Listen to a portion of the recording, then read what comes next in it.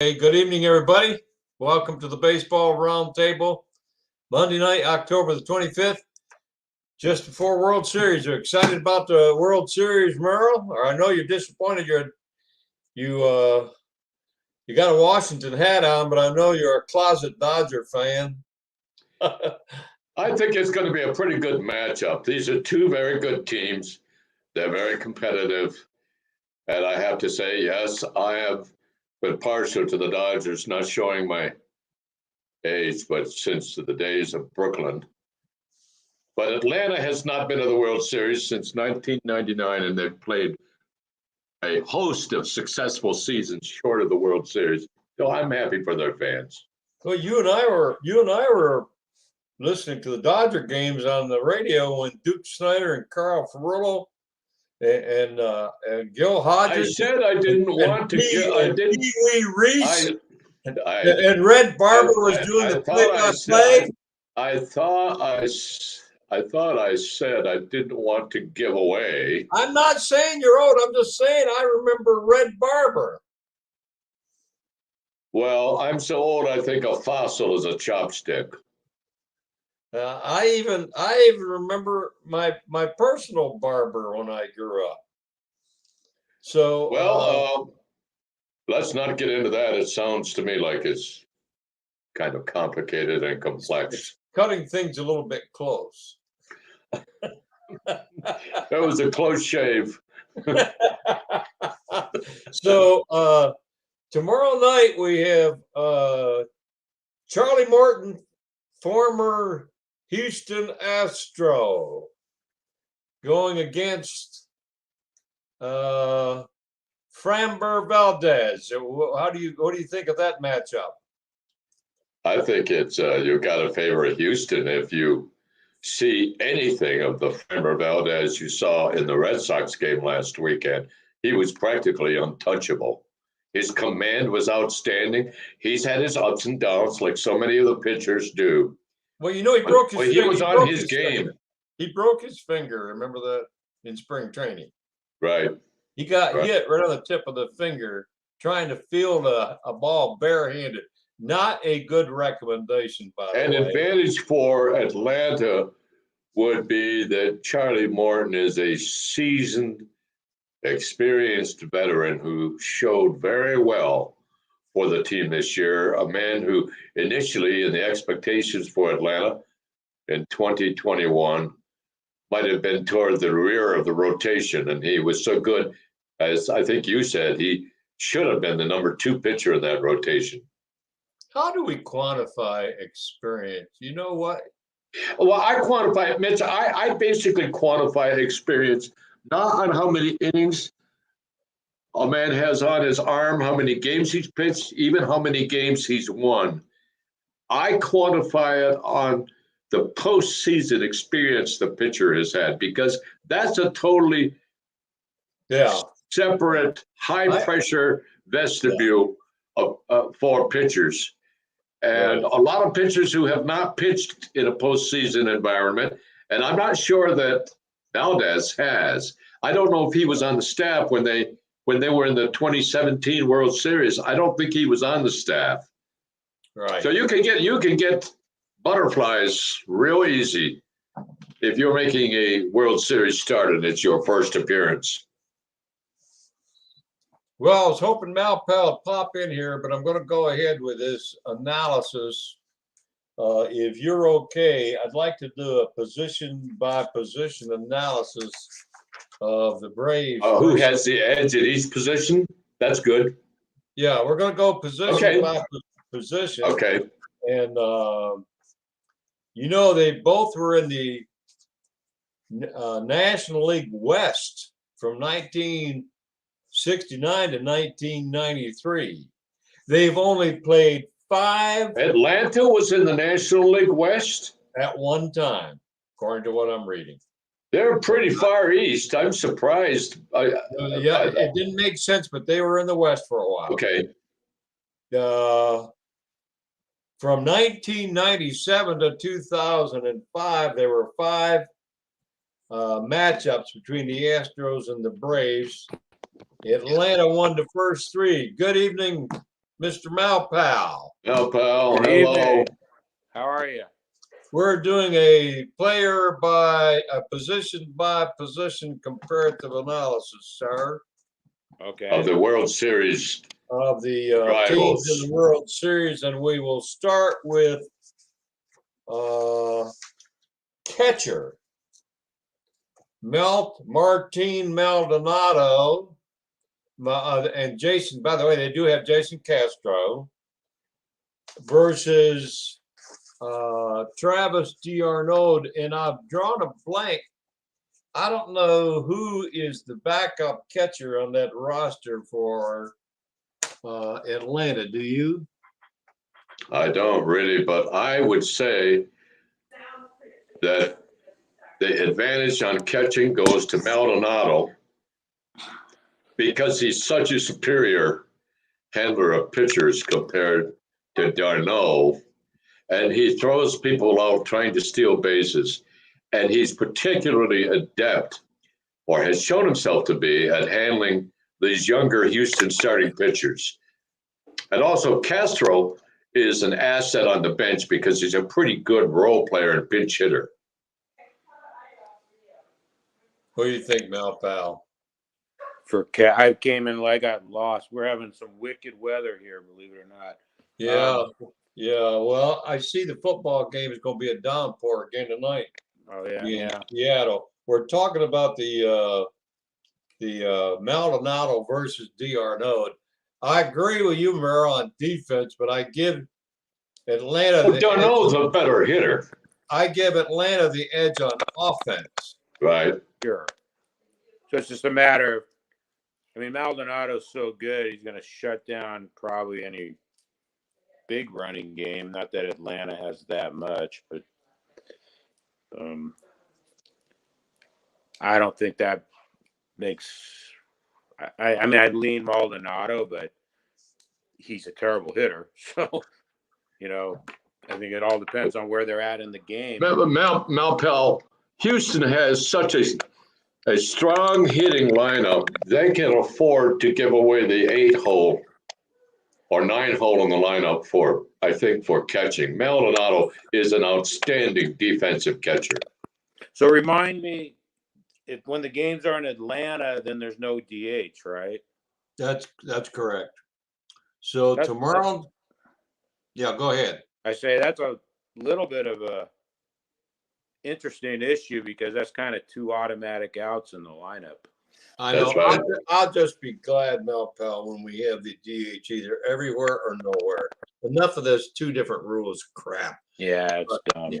But the MLB analysis gives Houston the edge. They said that the Dodgers were running at will on d'Arnaud. I don't have a recollection of that. Yes, they were. The Dodgers stole 14 bases in the World Series. Well, what kind of speed does Atlanta have? Not a lot. Altuve is not running like he used to. No, they don't have a lot of speed. Actually, I think Kyle Tucker can run. Are you talking about Houston or Atlanta? Kyle Tucker, Houston can run. Yes, he can. Well, Altuve can. Houston's got some team speed. Okay, let's talk about first base. Freddie Freeman versus Yuli Gurriel, the American League batting champion. That's a no-brainer. Freddie Freeman, one of the best, I say one of the 5 best players in the game. Well, Freeman's clearly the better player, but Gurriel coming up, if he's hitting 6th on the lineup and that table's set, he's a pretty good stick right there. He is. Makes a ton of contact. He's a really underrated player. Not a great fantasy player, but he's a really good baseball player. And he did win the batting championship. Right. Okay, let's go to second base. Ozzy Albies versus Jose Altuve. Flip a coin, like a lot of these positions. I think that's a wash. I would give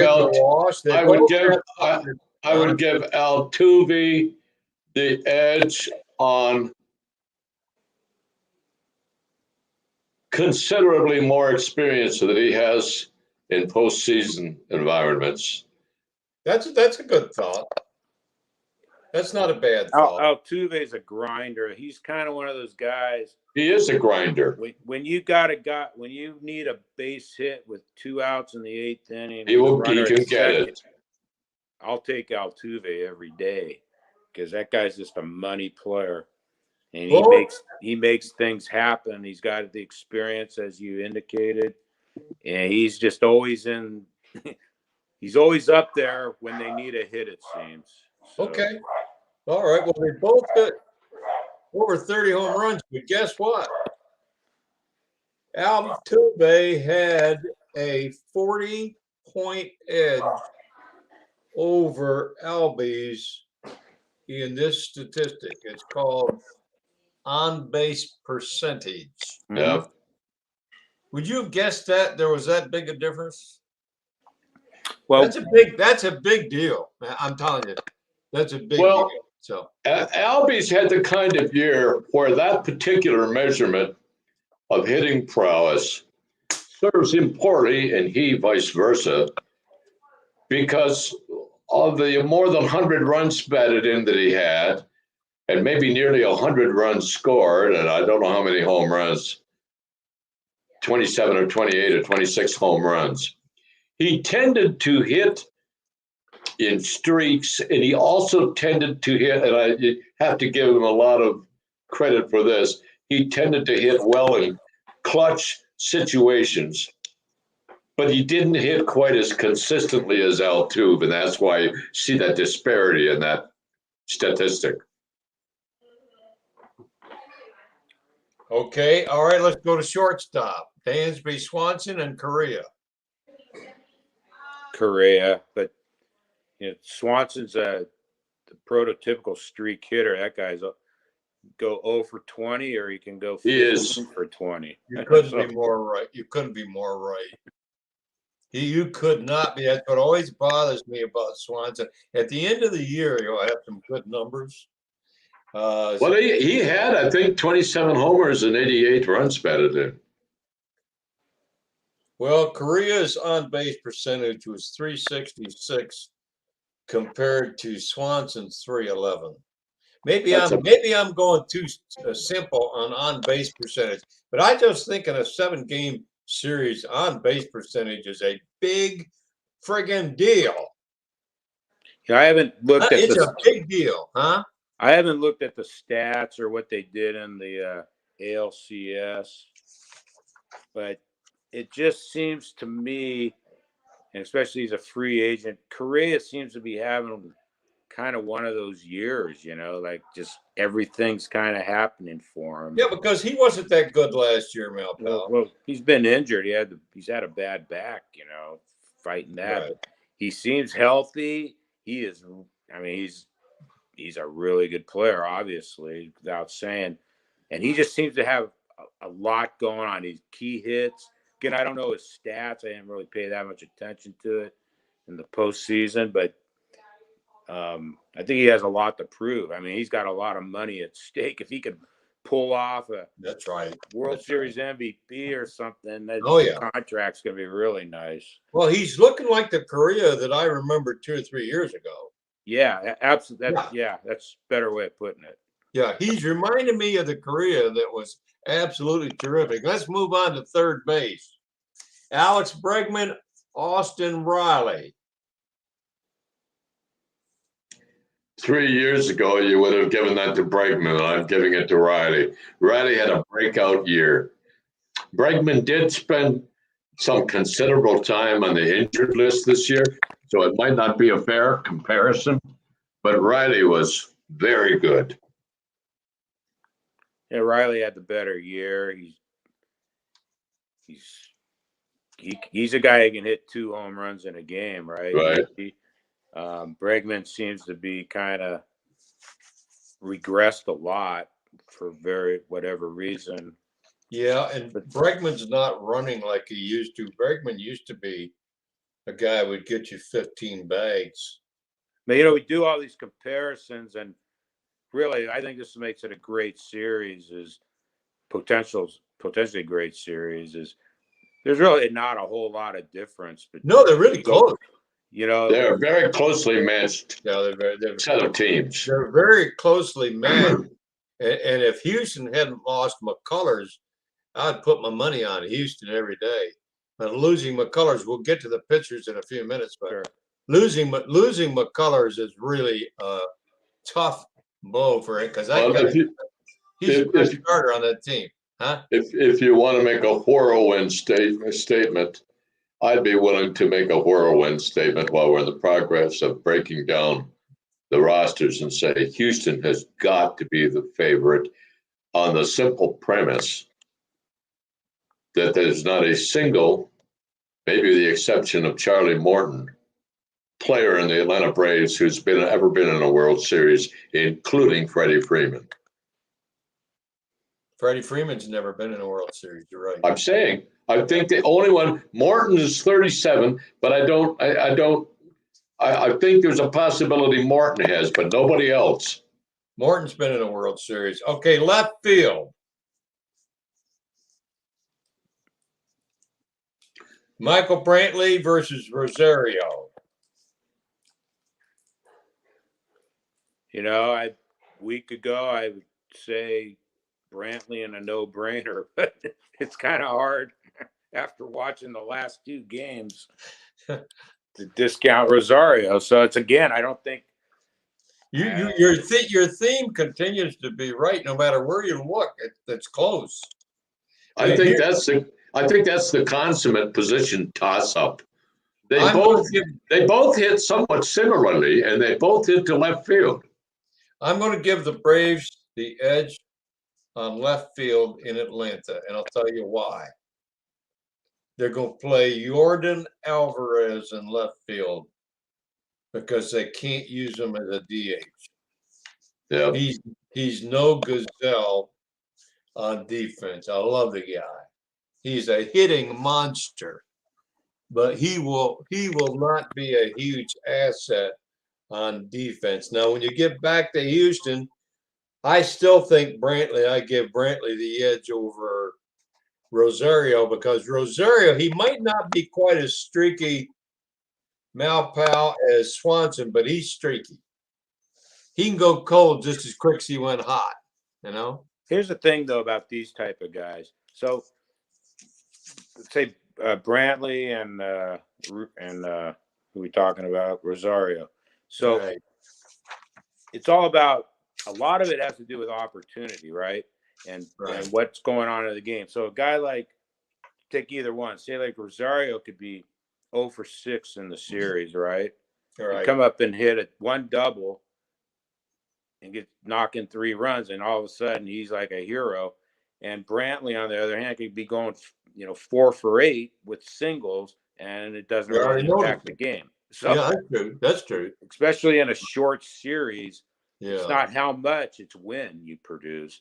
And I know we're all Monday morning quarterbacks, but do you guys agree with me that maybe Davey Roberts should have yanked Bueller when Rosario came up, given how hot he is, and brought in Vesia? Absolutely. Bueller was out of gas, and Alex Vesia, who is warmed in the bullpen, is the very kind of almost three-quarter sidearm left-hander that would have been way more likely to get Rosario out. Didn't Vesia walk 3 straight batters when he came? Yeah, but that was the following inning, and he's coming in the 4th inning with 2 on, with 2 on and 2 out. In that situational position, I believe he would have gotten Rosario out. All right, let's talk about center field. I like the kid Myers, but I can't really say that Myers is. He's not a regular. He's not a regular. He is a regular. He won the center field job, but then he got hurt. Okay. Chas McCormick, or Jose Siri, Siri. Is Siri activated?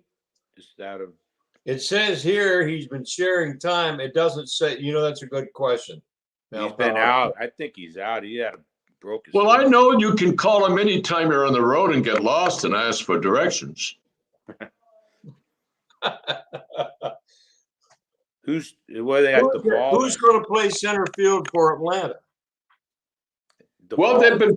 they've been playing Duvall there, but he's not a defensive gazelle either. He's not terrible. See that he made a couple of really good plays in L.A. He did make some good plays. He's adequate, until he's not, until he misses one. Well, you don't want to take his bat out of the lineup.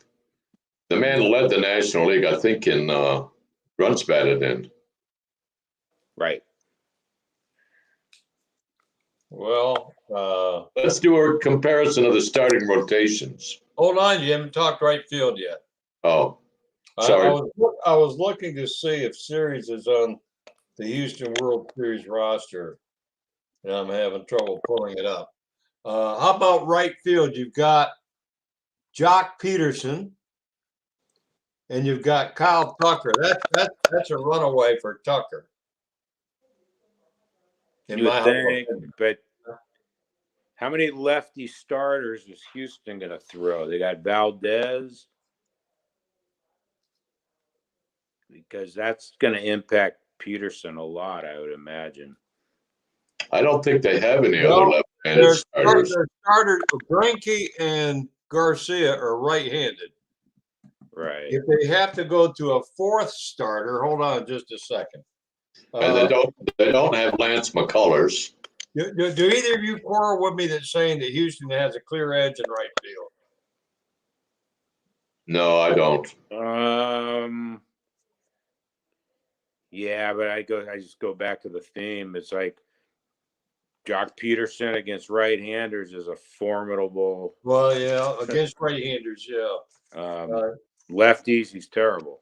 So Houston will run with Valdez, Garcia, Urquidy, or Greinke, either 3 or 4, and I believe the only left-hander in that crowd, Malpal, is Valdez. Right, I know he's lefty. Yeah. I'm pretty sure Urquidy is he's a right-hander. And the Braves will run with Fried, Anderson, and Morton. And who do they roll out there? Do they go those 3 pitchers and then start again? You're playing Tuesday, Wednesday. You got Thursday off. You got Friday and Saturday. So if you pitch Morton, you can use a 3-man rotation. Are you sure? If you Yes. pitch Morton on Tuesday, he's got Wednesday, Thursday, Friday off, and then he's got to pitch again on Saturday, right? Do I have it right? I think in the World Series, they would be more inclined to pitch a starter on 3 days rest than bring in somebody. Although these bullpen games have become fashionable, we may have a couple bullpen games where the manager of the Braves or of the Astros uses a bullpen to pitch a start. Maybe game 4. Who has the better starting rotation, guys? Guy just seems like a dead heat to me. It's a dead heat. I will say this. Well, Houston kind of contained Boston, right? They had that one blowout. Boston had 2 games of 9 and 11 runs, right? So yeah. Well, the one game Garcia's knee was screwed up. Yeah, Did you care about it? And they killed that kid. They got like 6 runs in the first inning. And then he came back and threw a great game the next. He came back and he was terrific, Malpal. So I don't see either team having a particularly stronger rotation at this point. I would say that if McCullers were available, I would say Houston has the better rotation. But Sure. McCullers is not available. So you take McCullers out of it, and you got 3 guys in there. Even though they're Houston, they have none of those guys has World Series experience except for Greinke.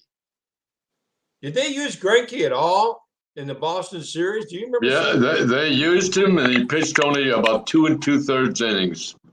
Yeah, he started game 4, I think, right? He did start a game, and he started in Boston. All right, let's talk about the bullpen. Man, I tell you, this Tyler Matzak, that guy's the story in baseball right now. He was pitching in the independent league. Right. I give the Braves the edge on the following grounds. Their bullpen pitched reliably that entire series. The Houston bullpen in 2 of the 3 games that Malpel alluded to, where Boston scored 9 runs in one game and 11 in another, the Houston bullpen was hit very hard. Who got hit? I can't remember which pitchers. Well, almost everybody except for Presley. Presley really didn't get into the game because it was not a situation for closers. But other relief pitchers got hit hard. Okay, let me ask you this. In Houston tomorrow, how much of a help is it to Atlanta to have Jorge Solaire in the lineup? He'll be DHing, I imagine, right? That's exactly right. Well, he's got a lot of pop in his bat. He's better than Max Fried. And actually, and the only liability with Solaire is not a liability in Houston. He's not a good fielder, but he won't be in the field. He'll be DHing. Right. I think it potentially pumps up Atlanta more than what you'd, if you evaluate Atlanta's run production during the year, it's going to be, in theory, a step up because they're going to have 9 batters instead of 8. Yeah, they were a really good hitting team this year, and now they've got another bat for 3 games. Right. But the other thing, Solaire, he's the ultimate streak hitter, and he's been out for 2 weeks. So, curious You raised how he comes back. The Atlanta rotation of the bullpen is basically Minter, Matzak, and Jackson leading up to Will Smith. I think Jackson is a weak link in the chain there. He didn't look particularly outstanding. I kind of like the Atlanta bullpen slightly better, but short series, anything. I think it's going to be. I think it's matchup on paper. It's really good. Who's favored? Is Houston favored? Does anyone know? I think Houston is favored by the gambling crowd. They traded this outfielder that supposedly can't hit but can steal bases. They traded him. What the hell's the guy's name? Oh, shucks. Houston I'm talking about. They traded this outfielder to Cleveland. Oh, yeah, Straw. Miles Straw. Right. And I said, why did they do that? Do you know how good Phil Maton is? I said it right? Maton. Yeah. Yes. Phil Maton has been pretty good. Have you all got any parting thoughts on the World Series? Well, who do you think's going to win? Well, I already said I've got Houston. You got Houston? I'm rolling with Houston with a very slight edge, Malpal, because of previous postseason and previous World Series. You've got Altuve. I think Houston would have beaten the Dodgers if they would have played them. You've got Altuve, Bregman, Gurriel, Correa. Alvarez, I don't think has played in a World Series. He's in his 2nd year. No, but I'm talking about. But you've got 4 You've got 4 starters in the Houston lineup who have played in 2 or 3 World Series. Right. So that's a big thing. I kind of agree with you. I hate to go with the flow, but just based on experience more than anything. You've got Altuve, Brantley, the third baseman, Bregman, and who am I leaving out of that lineup? I identified 4 starting players. Oh, Korea. You've got 4 starters in the lineup who have played in at least 2 World Series. And maybe it's just me, but I kind of observe these kind of little things between the lines. It just seems to me that Houston has something to prove. Like they really have something to prove. These guys that were on the 17, right? 17. Yeah. It just seems to me they might have something to prove with all the, the crap they got in 17. And I think that might give them just a little edge. And so, too, does their 77-year-old manager, Dusty Baker. No, he's not 77. Who has been to the postseason 9 times. He's 72. No, he's 77. Look it up. No. I'll wager a bet with you. Google it. At any rate, at any rate, Dusty has been to the postseason 9 times in both the American League and National League and has never won a World Series. He went to 1 World Series when he was the manager of the Giants. Yep. Okay. Let's move on to our next topic. But I thought we would talk about some of the also rans and what they need to do, but I wanted to start with the Dodgers and their free agents and how they move forward. And so I will give you a quick summary. Dusty Baker's 72. Morel, you can give me $100. I don't recall placing a valuation on the bet. I don't even recall making a bet. All right. For the record, Dusty Baker is 72. All right, you got me. I whipped. He was born in 1949, and his net worth is $20 million. And what is his actual name, not his nickname? I think his name is Dusty. I bet you can't get that. It's Johnny B. Quote Dusty. No, try Charles. Huh? Johnny. Okay. Johnny. It's Johnny. Hey, Johnny. What? So here are the Dodger free agents I'll bore you with. Trevor Bauer, Clayton Kershaw. Bauer's not on the free agent list. Who? Bauer. Yeah. Bauer, you said Yes, Bauer. he has an option. He has an option. He's a free agent. He is? He has a player option, yes. Max Scherzer, Kenley Jansen, Corey Seager, Danny Duffy, Joe Kelly, Chris Taylor, Corey Knebel, Jimmy Nelson, Nicholas Tropiano. I bet you didn't know they had Nick Tropiano. Cole Hamels, Ryan Messenger, Albert Pujols, Kevin Quackenbush, Neftali Feliz, Steven Souza, Mike Kickham, and Brandon Morrow. You realize they're still paying Brandon Morrow money?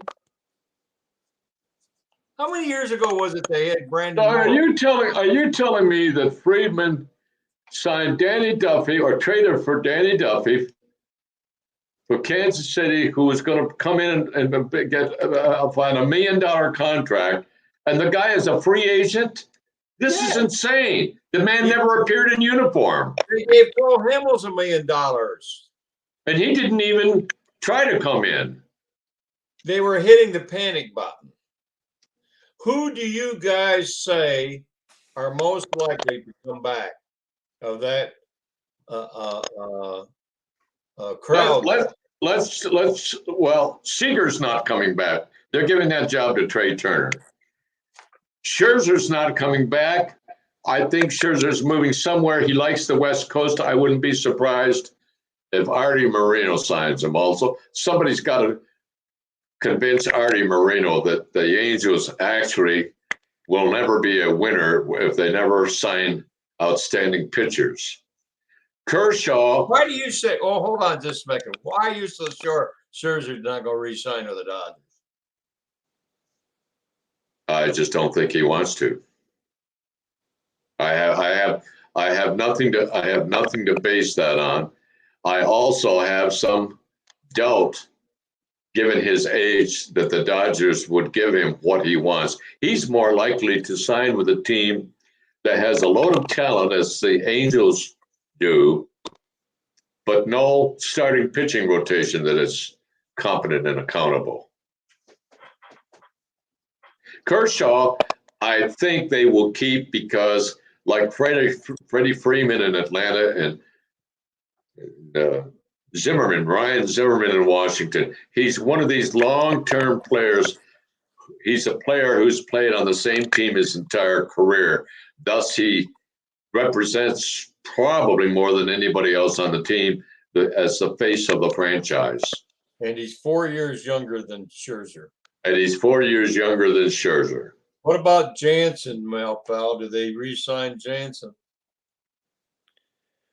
Well, I'm guessing they do. I think it kind of goes into another topic on the table. I think you guys are going to talk about it, but I think it really depends on the collective bargaining agreement. I look at the projected 2022 salary for the Dodgers. It's at $198 million. So where's that luxury tax going to be? You mean they're going to drop down 70 million from what they are this year? Weren't they around 270?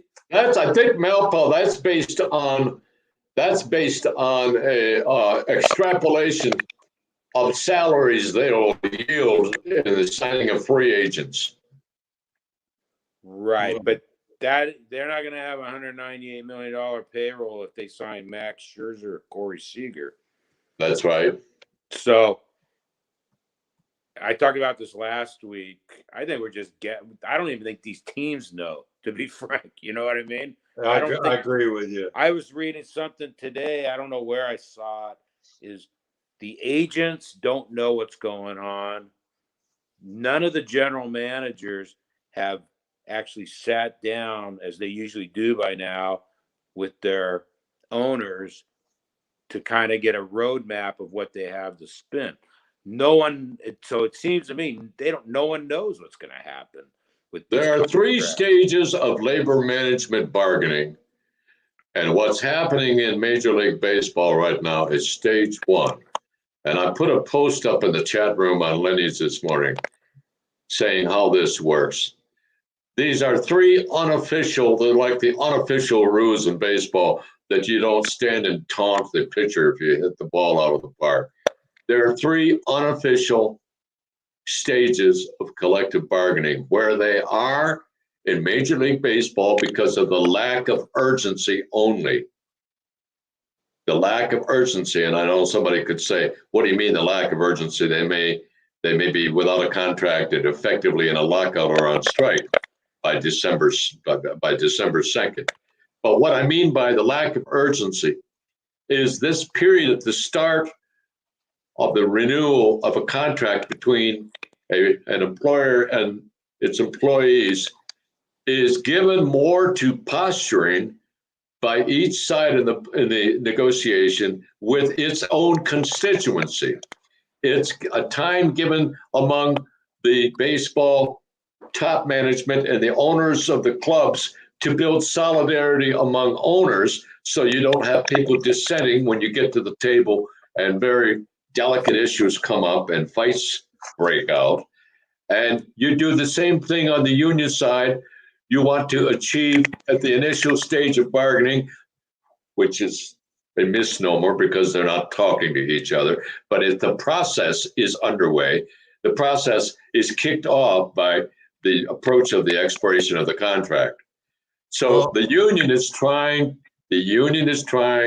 to bring unity among the players and strengthen the phalanx of its bargainers at the table when serious bargaining happens. And they're able to go through this stage because December 2nd is still, a month and a half away.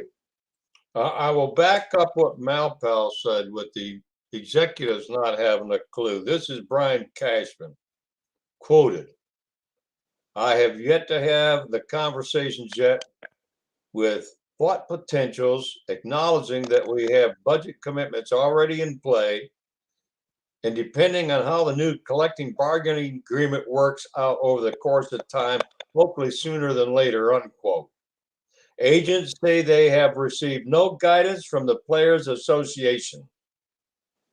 Some have braced for a 2-week scramble to sign next March or later. And the since you all want to talk about that, we'll just move to that right away because that's kind of the big deal right now after the World Series. So just to refresh everybody's memory, it appears there will be a work stoppage because the contract expires now. On midnight, December 1st. Midnight, December 1st. There have been negotiations that have been going on since spring training, according to what I'm seeing.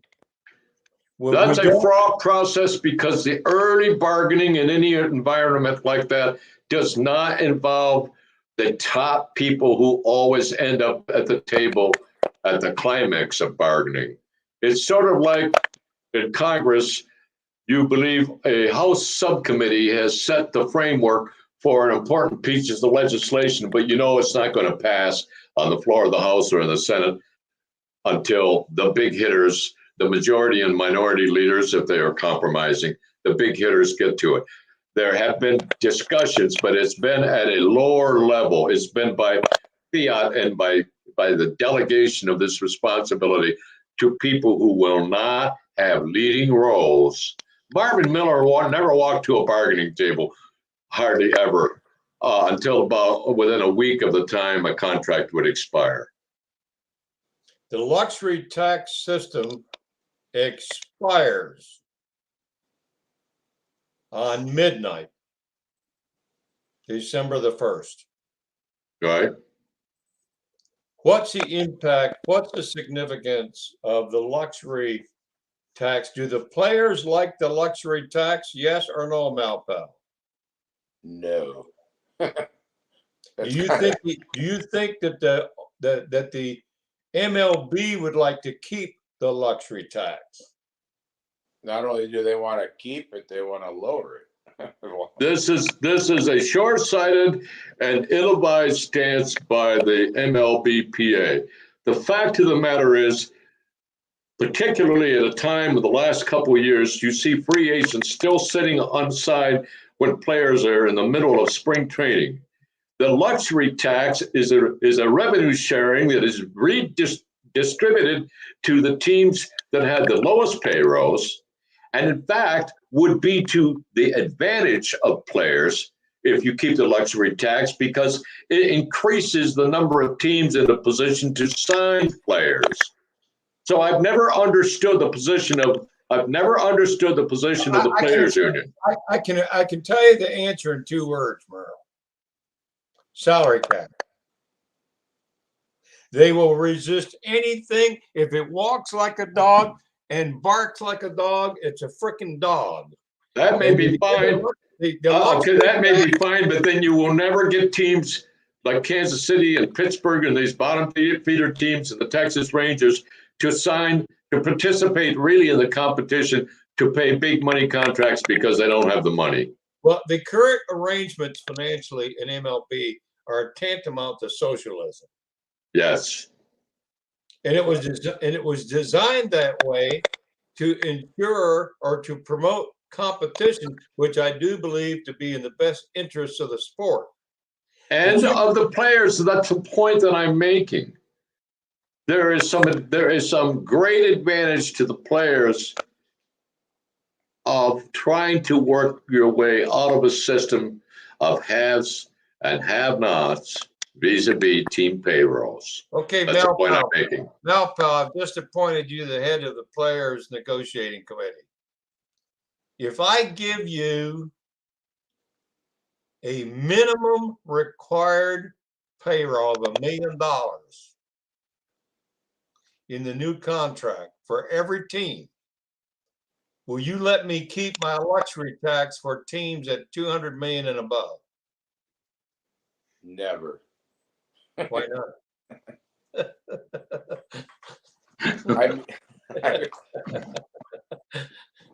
I'm for the players, as we've discussed before.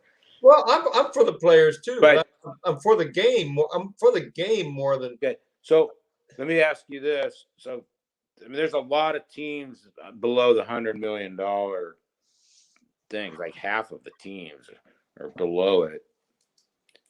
And this 6 years ago, when they signed this thing, the luxury tax, according to the owners, was supposed to solve all this. Because I remember this stuff, because I got nothing else to do. And one of the big deals was that this was going to help equal out the competitive balance of baseball and all this nonsense. And where are we today? We got crappy teams all over the place. So to suggest to me, as the head of the union, that increase a salary cap or a luxury tax is going to work to solve and help the competitive balance, show me where the history of the luxury tax that's helped.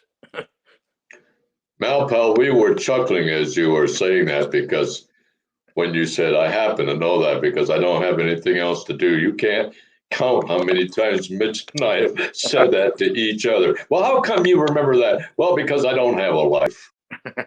Now, the interesting thing, so that the owners are going to use this, well, we have a salary tax. They want to lower it to 180, which I'm sure is negotiable. And then we're going to have to make everyone pay $100 million salary or else face penalties, right? It's not an absolute. From what they're discussing. It's a reverse luxury tax, basically. Right. So I guarantee you are from 100 million, the more they're going to charge you. Right, but there's going to be teams, first of all, that'll just accept the penalty. They don't have the money. They don't have the money. They don't have the money, Right. or they're rebuilding and they don't want to be throwing, $40 million for a bum. So and yet I'm not a player. I'm not an agent. I've negotiated a lot of stuff. The players do not. I mean, the players' big grievance, it seems to me, in all of this is freedom, right? They don't want it. They want the stars to go out and get the money. They want to be able to move around like you can, I can, wherever they want to go. That's where they want to go. That's what they want. Now, they're not going to get it. Well, can't they do that now? Once they become free agents, they can do that now. Yeah, but the free agent thing is really a farce in many ways. You have to wait too long to be a free agent. Because by the average free agent, I think I read, was like 31 years old, right? Yep. And look what's happened in the last 5 years in baseball. They've relied so much on now sabermetrics, right? They bring in these Ivy League general managers who probably couldn't even, they don't know the difference between a baseball and a football sitting on their desk, but they're all into the mathematics sabermetric. So what do they start doing? A guy becomes a free agent when he's 32 years old, and they're going to say, well, we don't care. We don't care what you did 5 years ago. We're worried about what you're going to do at age 35. You're not going to be as good at 35 as 25, so I'm not going to pay you for your past. I'm going to pay you for the future, which is fine. That's fine if there was really a free market.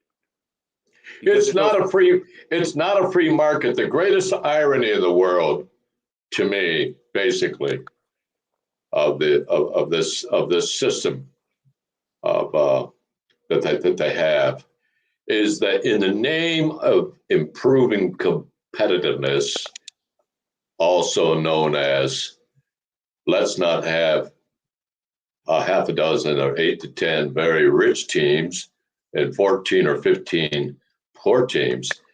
In the name of competitiveness, they devised this system, this luxury tax, but the effect of carrying it out, the effect is, as Mitch has pointed out, in a kind of a socialistic rendering you have here, is to literally punish free enterprise, punish ultra competitiveness, punish teams that for whatever the reason are able to outspend other teams and therefore obviously have the competitive advantage. It's a great irony to me. I mean, Well, look at that's exactly right. And look at Vlad Guerrero made $685,000 this year. Right. Drew Pomeranz made $8 million. Right. Because of these stupid rules. Yeah. So, I mean, think about this. I haven't thought this out totally, but this is kind of how I think. Is if you just got rid of all this stuff, right? The Yankees may then go in and get a few more free agents and pay more, and the players would be happy. And say their payrolls naturally through the market system, it was a free market, would have a cap, right? Because no, it doesn't have there is no salary cap, but they have to pay a luxury tax. Right, you get rid of the luxury tax. So like If you running get your rid of own. luxury, if you get rid of the luxury tax, there is no salary cap. Correct. They can spend $600 million for payroll if they want to. If they want to buy up every free agent on the market. One team, there's no law, Malpal, there's no law against one team signing all of the top 15 free agents. There is no law, but there's no law against me running my business, going out and paying my workers $200,000 a piece, right? The only thing that's going to stop me is I don't have enough money. Right, right. The Yankees at some point are going to run out of money. They're not dumb. They're businessmen. And they can't sustain a $400 million payroll or a $300 million payroll for more than a year because they don't have the revenue. Funny you would mention the Yankees, Malpal. Right now I'm looking at the 2022 projected payrolls, and the New York Yankees are the highest in baseball at $231 million. How has that happened? Well, how did they fall behind the Dodgers? The Dodgers are projected at 162. Is that because they lose Bauer's $40 million right off the top? I haven't broken Yeah, it down. I think that's basically the Bauer deduction. You take $40 million. Bauer will never pitch for the Dodgers again, and I don't think he will, with his legal problems, will pitch for anybody. Here's one that'll be stuck in Malpal's craw the rest of the night. What team in Major League Baseball next year will have the second highest payroll after the Yankees? Or I'm sure it's the Padres. It is. Padres' payroll next year is $197 million plus. And Can you tell me how in that market, San Diego is a small market. They're not going to be, Mets, they're going to be in big trouble. They're not in the kind of market to sustain it, that kind of salary. I could do a podcast on the Padres management, but I don't think there's enough hours in the day. So, okay, test question while we're just having fun. What is the projected Baltimore Orioles payroll next year? I'm going to say 65 million. I'd say like 28 million. Malpal gets the golden sombrero. Their payroll next year is going to be 22 million, and Joe Kelly made 12 million this year for the Dodgers. Do you realize that? Do you realize the Dodgers are paying Joe Kelly $12 million? Did you realize that? No, I didn't. That's incredible. So, in other words, on a 25-man roster, the Baltimore Orioles basically average the salaries of everybody on the roster. Nobody's getting $1 million. That's a $26 million. It's a 26 player roster. Let me ask you this though: did Joe Kelly earn $12 million? No, production. That's the Dodgers' fault. Yeah, I mean, he didn't add anything to the team, really. He was good. He was good at the end of the year. I'm going to give it to him. But $12 million, good. But you know, the Braves gave Drew Smiley, I think, $11 million. This is why the owners have copped an attitude. They're paying, and it's their fault. They're the ones who are. But if they get criticized if they don't pay it, they get criticized if they pay it. Yeah. In what planet, in what universe is Drew Smiley worth $11 million? Yeah, I mean, I have zero sympathy for the owners. I have zero. I didn't used to be that way, but when you read about this stuff, it's, I say it again. I've never gone to a game to watch an owner play baseball. This sport is nothing without the sport is nothing without the players. Mitch has never gone to a game without watching cheerleaders, but there's no cheerleaders in baseball. Oh yeah, there's cheerleaders. Mitch is kind of out of luck. After you have a couple of beers, you make your own cheerleaders. Okay. I'll choose to skirt that issue. AJ Pollock, 10 million. Joe Kelly, 12 million. Blake Trinan, 6 million. Walker Buehler, 6.2 million. Julio Urias, 7.2 million. Tommy Canale. Remember him? Yeah. Tommy Canale, 3.450 million. Did he pitch anywhere this year? No, he was out for the whole year. Now, the That's free better than- agent. You know what? He had a better deal than stacking canned clean peaches at the supermarket. He did. Free agents can start signing with any team on the 6th day After. following the World Series. So the World Series ends what?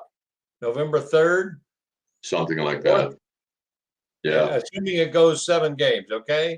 Yeah. If the World Series goes 7 games by the 10th of November, if the contract expires on December the 2nd, and you can sign free agents between November 10th and December 2nd, do either one of you think there will actually be free agent signings during that 3-week period? I do. I think the players most in demand and the teams most earnestly in search of the premium free agents will try to make some signings occur before the contract expires. But as Malpal correctly pointed out last week, the problem with that is that there's so much uncertainty about the revenue and economic aspects of the game. It's kind of you're trying to. It's a gamble. It's a crapshoot for the ones who are going to do it because too many things can happen that can complicate that. I think, yeah, that's exactly right. I think, and I would add this, I think there are a few teams in bigger markets and revenue generating, they're mid-sized, but they've cut their payrolls in the last few years. They could go out and make a splash before the deadline. And I think you also could have some players, and this has happened before, that want to sign early because they know if they're not signed by mid-December or beginning of December, they're not going to have a job until February or March. So if this thing drags out and there's no player agreement. So I can see, for example, I could see a guy like Carlos Correa, but he might want to test the market because they want the big market teams in the bidding, right? It doesn't give them time, Malpal, to play off one team against the other. But if a guy has a destination that he might like and he wants to get certainty and there's a team with a match that has payroll, then that could be a match. And that could be like the exception. Right. I would take it. I think he would go to the Yankees quite willingly. But I don't see the Yankees playing ball here. I'm talking about a team like Detroit, fairly decent baseball town, right? They got some revenue. They're trying to make a splash. Their payroll's like $70 million. See, a team like that might, if they can find a player that wants to sign early, and they want to make a splash, and they got some cash, so they don't really care about luxury taxes. That could be a match where there's an early signing. I don't see like Dodgers, Yankees, Red Sox jumping in there. That's my take. You know, anything can happen. But were either of you guys aware that the teams are proposing eliminating salary arbitration completely and allowing players to become free agents in the offseason after they turn 29 and one half, rather than the 6 seasons of major league service, which has been required since 1976. So how would they go about evaluating what their salary would be when they're 27 years old and 4 years in the league? It's not a free market because they're still under control of the team. Yeah, it's 29 and a half. You're still damn near 30. But what it is, apparently, I don't know what kind of how much of an improvement is that for the players? It's worse. I mean, that's the dumbest argument I've heard. And I was reading about that. They have to have 6 seasons of major league service. Well, if you come up at 18, you could be 24 and have 6. Right, but right now, the only thing I don't believe in the arbitration. I believe they should be a free agent after a year or two. But if the only saving grace for the players right now is after the 3rd year of arbitration, they get major salary bumps on average if they're a productive player. So at least they kind of get to the market rate in year 5. Cody Bellinger made $16 million this year. Right. So he reached the market rate more or less. He has not been around that long, and he's at $16 million. And he's an exception because he won the MVP early in his second year. So what I'm saying is, how's a pretty productive player, say a guy like a young guy, Jake Cronenworth, right? Right. How's he going to get compensated in year 4? He's under team control. The team could just say, we'll give you $1 million, which is going to be under the market value. He has to wait till he's 29. And then they pull the crap when they're 30 and say, well, you might have hit 30 home runs 3 years ago, but when you're 35, you're going to be on the decline. So we don't want to pay you the big money. So the point of the players, I think this is their real beef. They are not being compensated for their productivity in their most viable years. I think that's a valid observation. That's their whole beef. Right. I mean, look, Vlad Guerrero's making, $685,000, and Shohei Ohtani, probably win the MVP, is making $4.8 million. And you got Will Myers, making $22 million. You got Anthony Rendon making over $30 million. Yeah. So you got Anthony Rendon making 5 times, more than that. How much you say Ohtani was making? $4.8 million or something. Okay, let's round it off to $5 million. Rendon's making 6 times what Ohtani's making.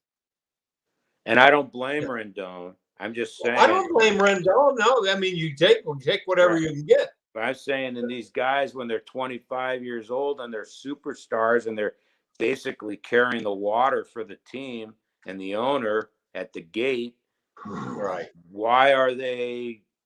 I'd be pissed as a player. Just like you go to job, you're day to day at a job, right? So these are the best baseball players in the world. So and it's not a free market. I'd be pissed. What do you guys think the odds are of no baseball next year? Of no baseball? Well, I mean, they'll bring up minor leaguers. If they have a lockout, they'll bring up minor leaguers and play the games, won't they? I think the odds are very small. If they get stuck on a grid and can't move, they'll work something out. It's not in the interest of the parties to the negotiations, and certainly not in the interest of the game itself, to have that kind of scenario develop. And they know it. Well, I can tell you what. I'm not a wirehead. I'm not big in electronics, but I do know how to operate the on and off switch on my remote control. And I can tell you, I shall not spend the next 4 or 5 months listening to this bullshit all day long about the owners and the players and their histrionic. Well, You hear enough of that from the fools in Washington. but this, never. Wait a minute, that's where I am. So, No, you're I in can- Maryland, sir. I can predict. this. Same difference. Huh? I can predict this is what it's all. Two things, I think. It's who's going to win the PR battle, because you have these ebbs and flows on every one of these work stoppages and contracts. The fans kind of maybe be, for the players, and then when push comes to shove, you're going to get a majority of the people saying, "Oh, these players are overpaid," and this and that. It happens every time. It does. Yeah. But then there's going to be pressure to start the season. And then I think a wild card really is going to be what's going to be the state of the country in all sorts of, you're going to have, without getting into it, you're likely to have major economic problems next disruption, spring. right? Yeah. You're likely to have, where are we at in the state of COVID? So is there going to be pressure on both sides? Because that's what it's going to take, right? Well, to go and rally for the country. I don't see the players doing that. They're a strong ass union. I don't have a problem with that. I don't have a problem at all. But I think those are some wild cards. I agree with you. So Malpal, why are the owners wanting to delay spring training by a month?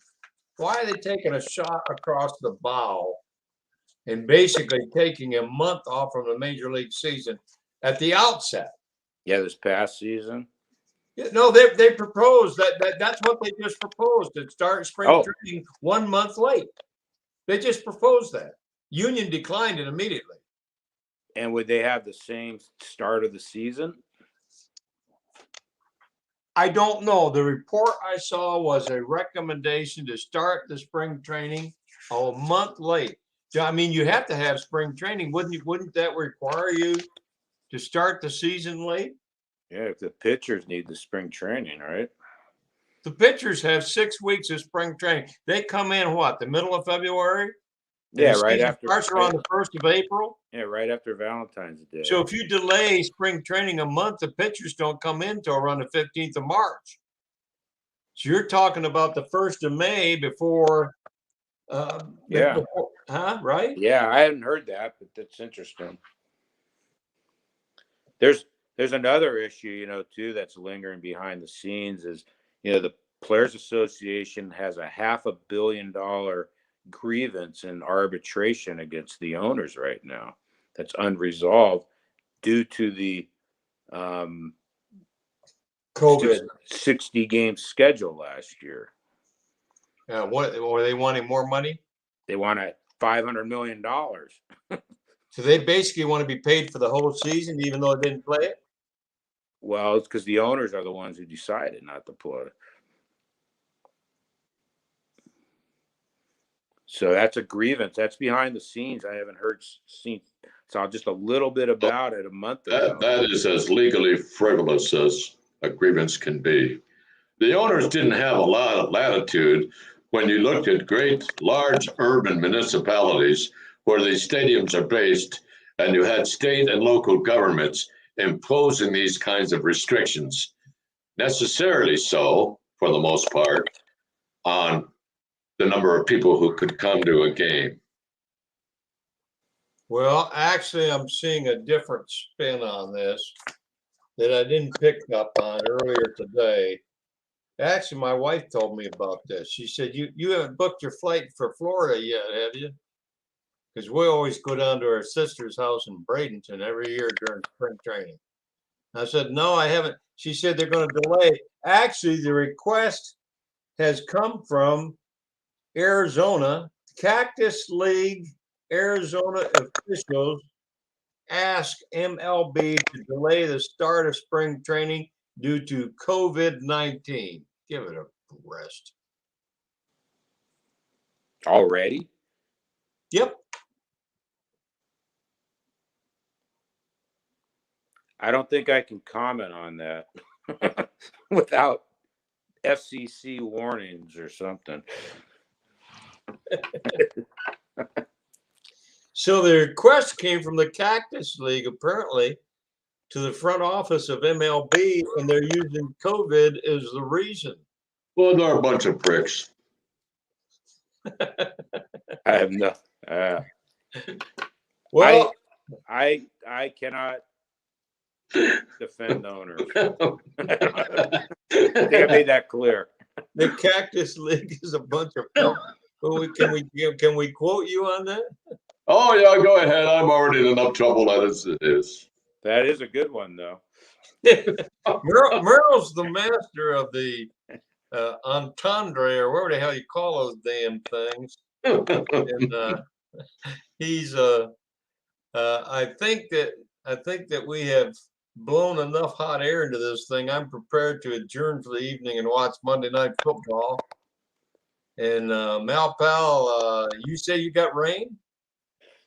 Yeah, we got rain, and the whole city comes to a stop when it rains here. Well, there's really bad weather in the West. There's horrible weather in the Midwest, and there's a nor'easter getting ready for the Northeast. Other than this, we don't have any weather Does problems. downtown San Diego have a drainage issue?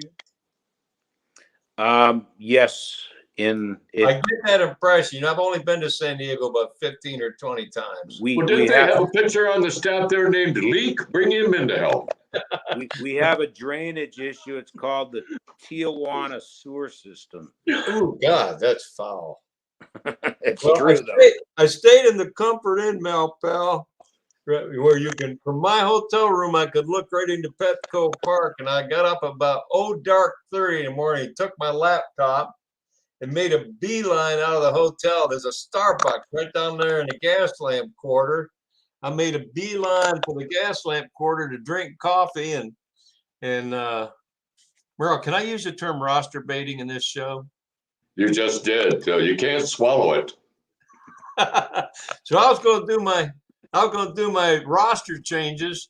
I get down to the Starbucks, and every seat at every table was occupied by somebody who had spent the night sleeping in that chair.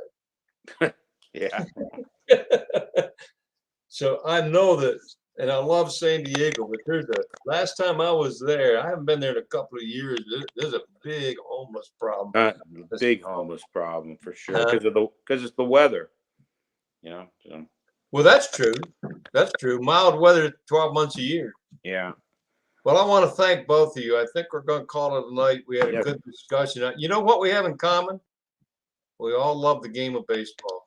And that's what I like about Lenny's baseball set. I told Mara, I said, Lenny and Andrea, with this, if you think they're valuable during the season, wait till the off season when there's nothing to talk about.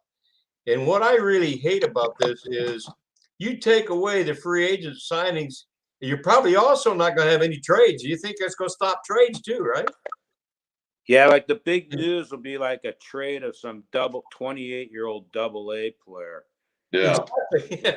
So the hot stove league for the next 4 months is going to be a little bit. You can probably put your fingers on the hot stove without burning your hands. Oh, it's going to be worse than that. The hot stove league is going to be the icebox.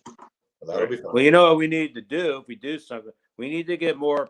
I mean, if I can do this stuff, anyone can, because I'm not good at this.